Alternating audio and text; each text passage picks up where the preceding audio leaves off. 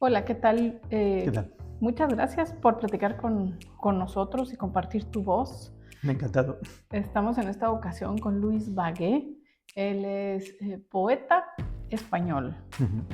Y estamos en esta ocasión platicando en la Universidad de Frankfurt, que lo ha invitado a través de la profesora Ralbheimer en el Departamento de Literatura Romanística, para platicarnos. Ya tuvimos una sesión en la cual nos platicaste sobre los eslogan y los poemas y cómo pues tiene una interacción muy interesante. Ahora platicaremos un poquito más de esto ahora para nuestro auditorio.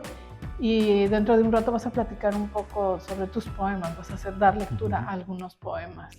Y entonces, mira, a mí me gusta más que en lugar de que yo lea tu currículum, tú nos platiques un poco más, sobre todo tu versión, ¿no? Como cuál ha sido tu formación y cómo es que llegaste finalmente a este mundo de la poesía.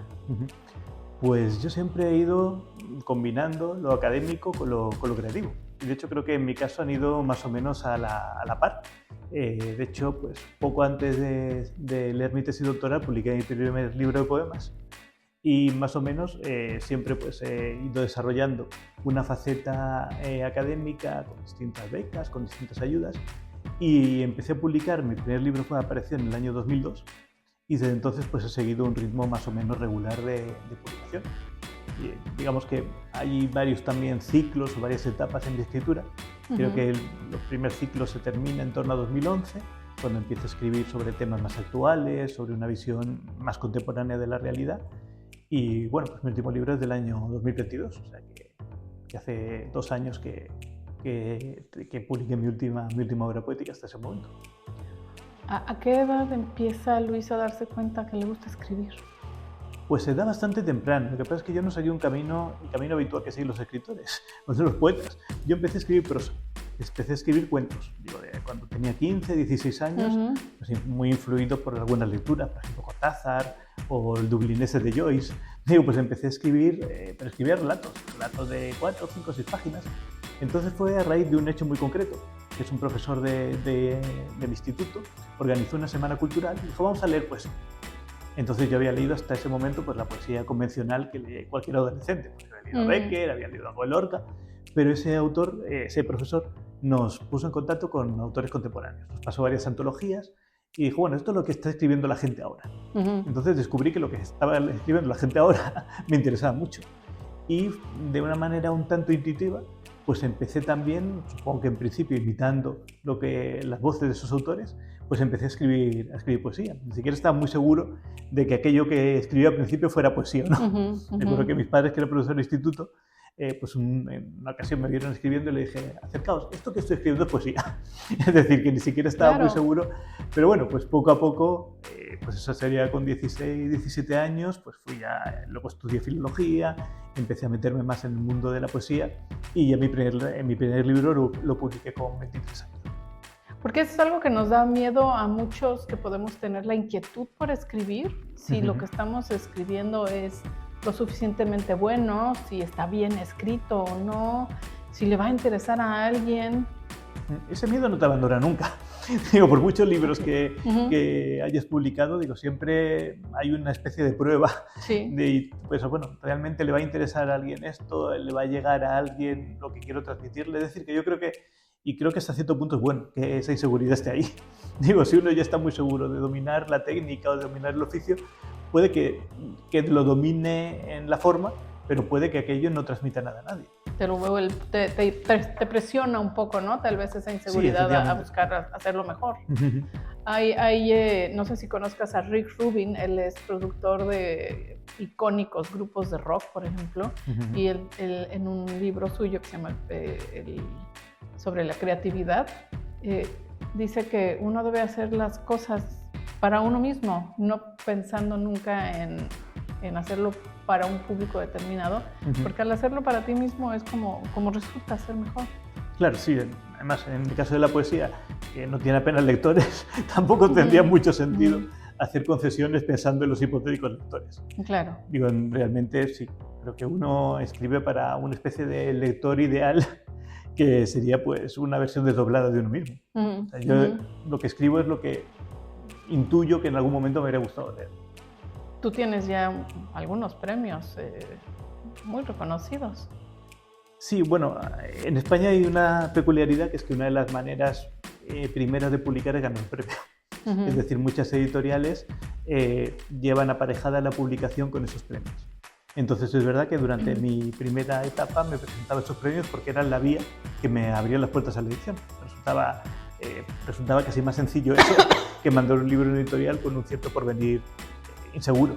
Pero es verdad que los premios que dan mayor satisfacción son aquellos premios que se dan ahora publicada, cuando tú no te has presentado un premio, sino que pues, determinados colectivos te dan un premio. Entonces, por ejemplo, sí que es verdad que con mi primer libro gané el premio Ojo Crítico de Radio Nacional de España, que lo concedía un jurado de programa de radio, y con mis últimos libros he ganado el Premio Nacional de la Crítica y el Premio de la Crítica Valenciana. Entonces, digamos que esos premios, al no presentarte tú al premio, sino que ser premios concedidos ya a una obra que has publicado, pues digamos que reportan, no sé si un poco más de satisfacción o un poco más de sensación de, bueno, yo no he participado. De alguna manera, ¿no? Por decirlo. Sí, claro. Estos premios te llevan a una zona de confort, te motivan, Bueno, siempre te motiva de alguna manera, pero también es verdad que en algún momento hay que intentar olvidar eso a la hora, sobre todo a la hora de escribir.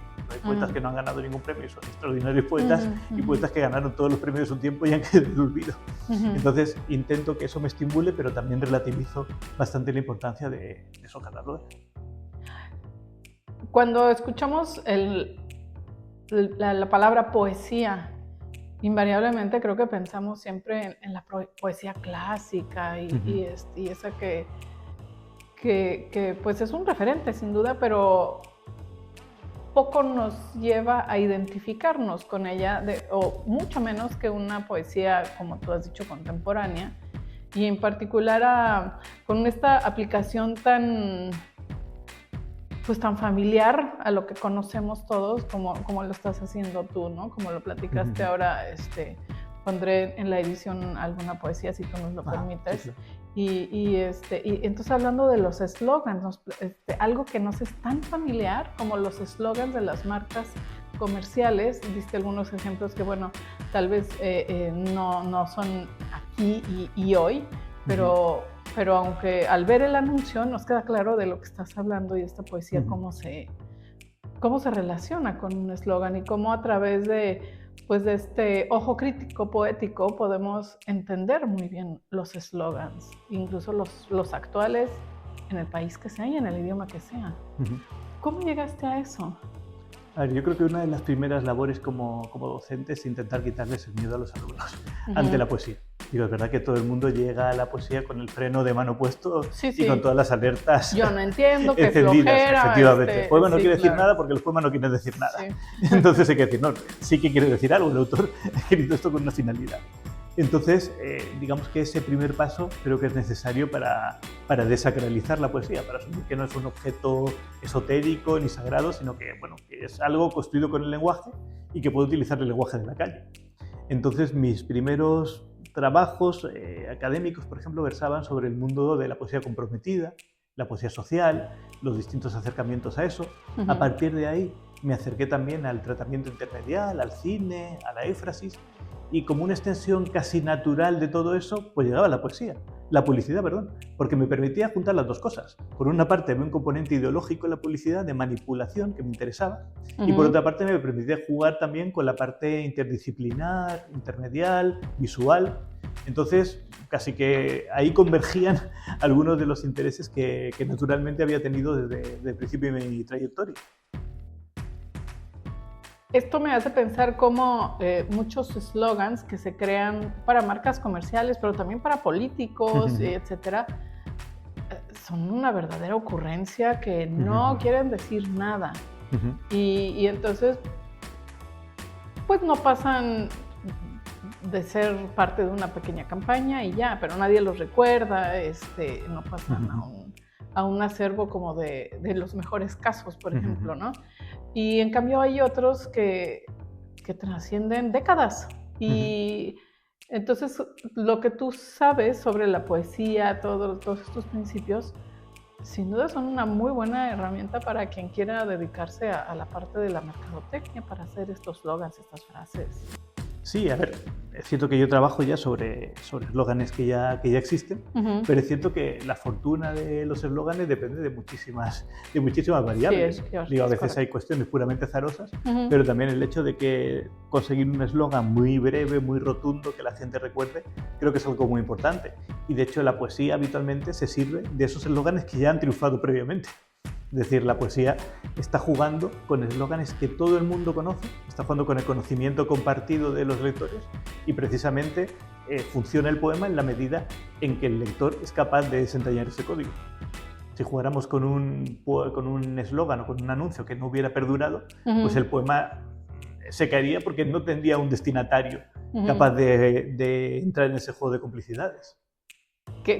Pero independientemente de los otros factores que están en juego para que un slogan funcione, sin duda que tenga estos fundamentos incrementa mucho las probabilidades de que funcione, ¿no? Sí, sin duda, sí, así es. Sí.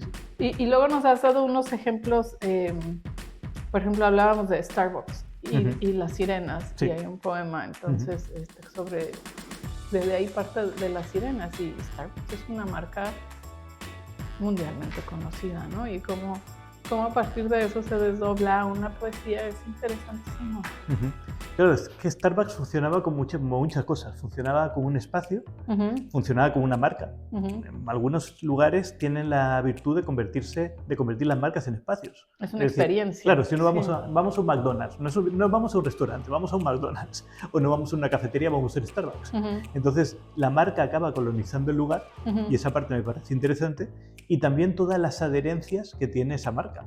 Digo, porque Starbucks significa, pues eso, una serie de determinados productos y una serie de iconografía. La propia sirena aparece en todos los envases. Además, el nombre de Starbucks procede de un personaje de Herman Melville, con lo cual también me permitía, digamos, desplegar una constelación cultural en torno a ese lugar. Así que era un espacio, era una cafetería, pero al mismo tiempo también era como una especie de juego de caja de resonancia metafórica que me permitía hablar de la dimensión cultural e incluso social del Starbucks. Y que se entiende en muchos lugares del mundo y en diversas generaciones, o sea, no está solo dirigido a un segmento de población pequeño, ya se vuelve algo, pues podemos decirle universal.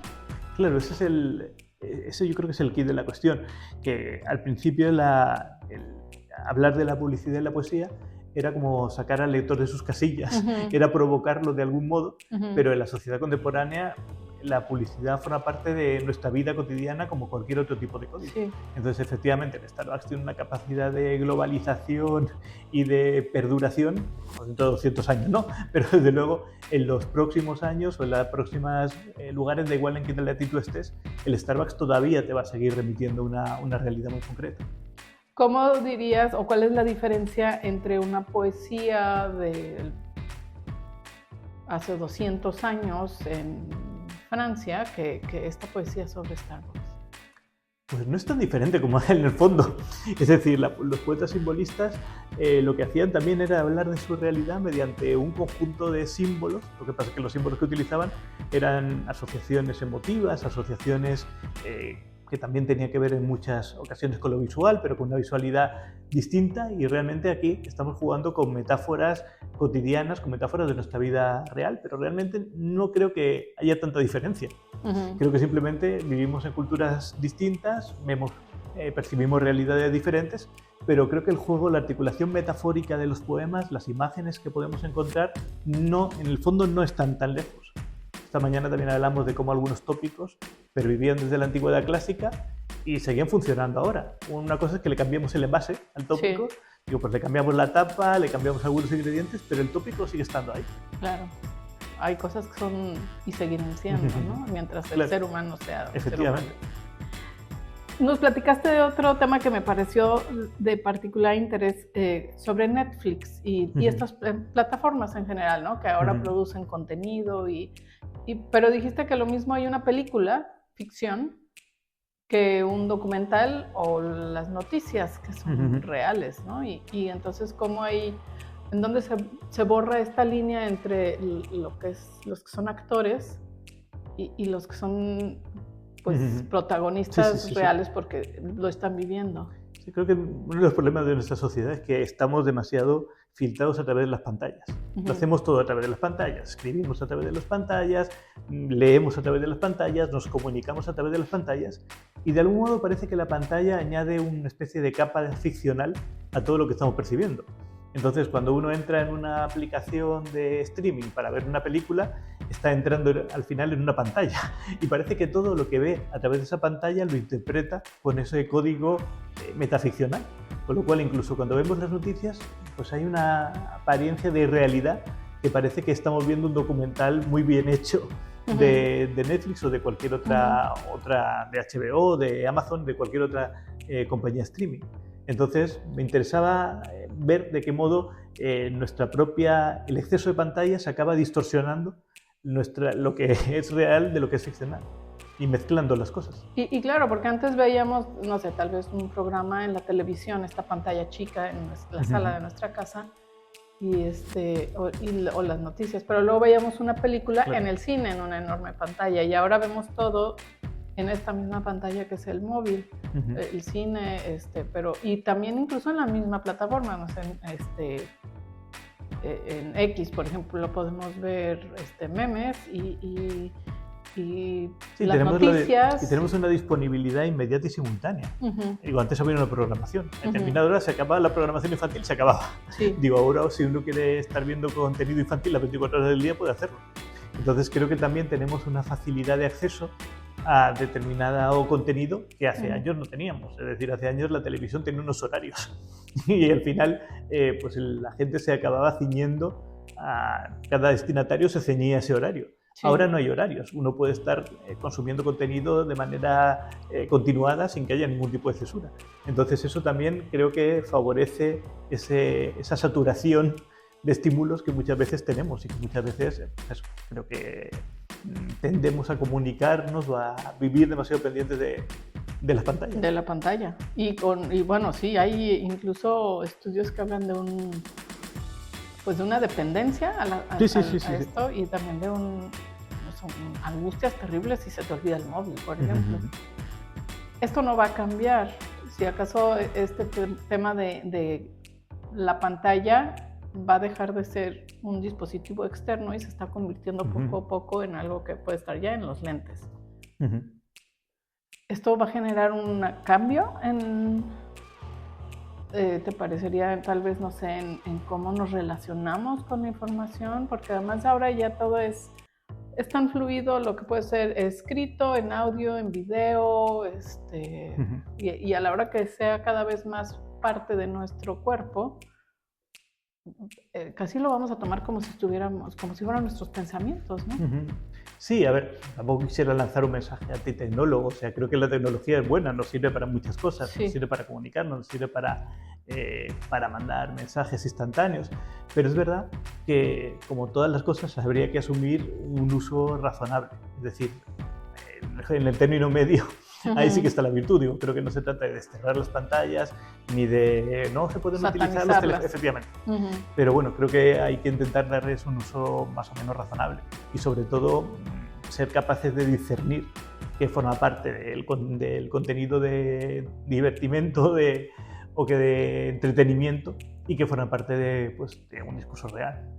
Ahora, desde tu óptica, como tú conoces, como tú sabes hacer todo este análisis de lo que es la palabra escrita, hablada, etcétera, estamos ya con ejemplos con el uso de la inteligencia artificial que nos hace, además de todo de las pantallas, nos hace que no haya manera de distinguir qué es real y qué no es real.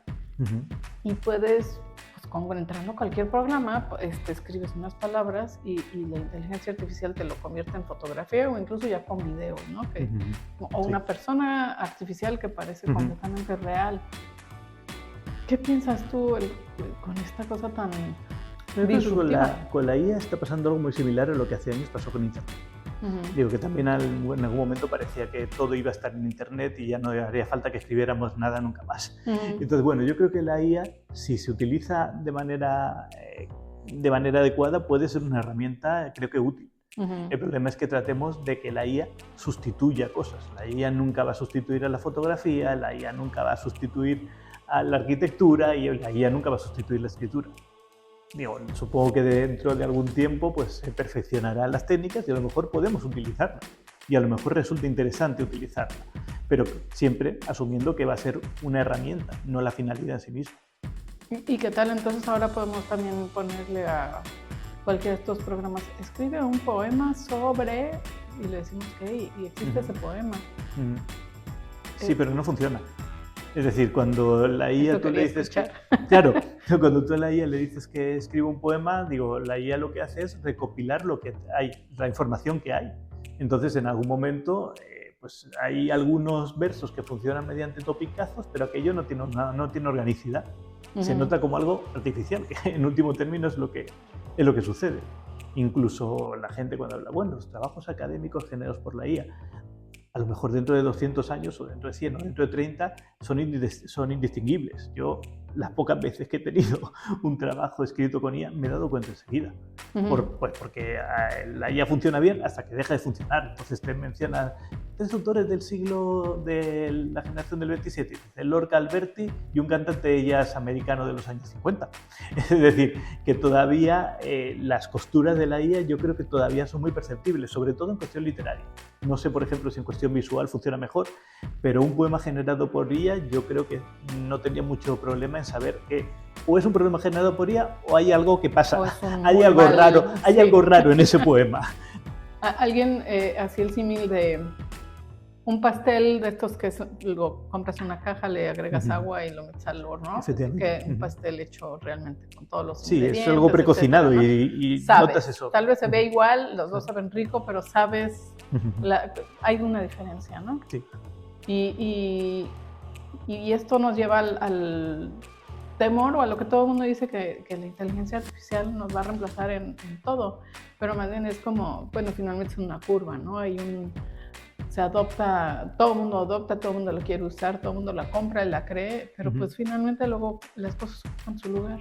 Claro, yo creo que la cuestión es conseguir dominar a la IA, es decir, que la IA no sea la que marque los pasos, sino que el ser humano sea la que la utilice con alguna finalidad constructiva. Y que finalmente el que tenga el conocimiento y las habilidades para utilizarla como una herramienta es pues quien destaca, ¿no? Quien tiene esa ventaja. Sí, a ver, yo creo que eso, que la IA puede ser una herramienta para la enseñanza, que puede ser una herramienta para determinados aspectos creativos, pues seguramente sí. Digo, pero es verdad que tal como está ahora, no me parece, en su estado actual, no me parece una gran amenaza en cuanto a las cuestiones creativas. No sé en cuanto a otros aspectos, pero en cuanto al ámbito literario o artístico, no creo que la IA ahora mismo sea... Yo creo que, bueno, hay que saber utilizarla y hay que ver pues eso, hacia dónde nos lleva. Pero realmente no creo que ahora la IA pueda sustituir a un profesor, ni pueda sustituir a un creador, ni pueda reemplazar a nadie que tenga un oficio que requiera cierto destreza intelectual. ¿Crees que pueda, a finales de cuentas, servir para revalorar la parte humana? Podría ser, sí. Y eso sería un efecto deseable. Estaría muy bien que así fuera. Claro. Y como docente, hay mucho que podemos hacer al respecto, ¿no? Claro, sí. A ver, de hecho, durante la pandemia lo vimos. En principio decíamos, bueno, estamos ante nativos digitales, no va a haber problema porque esta gente se comunique a través de una pantalla, va a llegarles todos los contenidos, y luego tú veías que no era así. Que realmente en el momento en el que tú perdías la comunicación y el contacto directo y el habla directa, pues la información o no les llegaba o no sabían interpretarla o simplemente se ahogaban ante las dudas. Efectivamente. Algo, sí. Entonces, creo que eso demostró que, bueno, estamos ante nativos digitales, es verdad, esta gente domina las nuevas tecnologías, pero la clase, la docencia, cualquier tipo de comunicación más o menos especializada no tiene que ver con eso. Incluso comentábamos que pensábamos que después de la pandemia muchas actividades iban a seguir siendo en línea y no, pues estamos en una universidad con 500,000 de alumnos en donde prácticamente sí. todos acuden aquí a tomar su clase y con mucho gusto. Sí, creo que, a ver, creo que era una duda que más o menos existía antes, hasta qué punto la tecnología puede sustituir la experiencia humana, y creo que durante la pandemia se dio una respuesta y la respuesta era no. Claro. De momento, desde luego, no. La tecnología puede ser, como decíamos antes, un apoyo, una ayuda, pero no puede reemplazar la experiencia general humana. Así es, y igual la poesía, ¿no? Que es algo verdaderamente humano, es una de las expresiones más humanas que hay.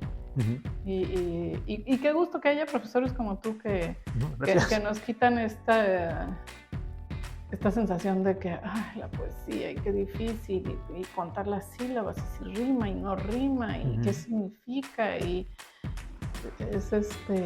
lo convierten en una experiencia muchísimo más grata.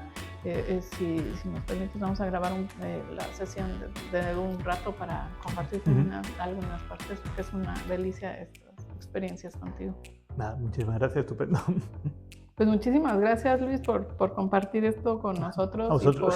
Y por traer a nuestro presente y a nuestra realidad algo tan lindo como la poesía. Muchas gracias, Rebeca.